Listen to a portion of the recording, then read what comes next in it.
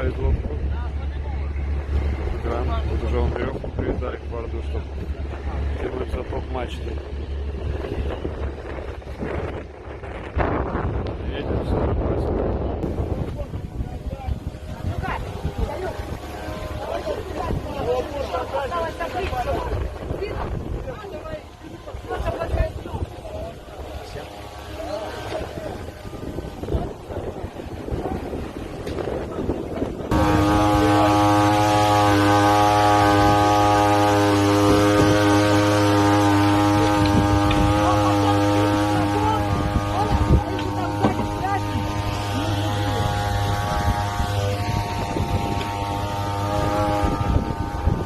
Так вот сейчас выглядит яхта внутри.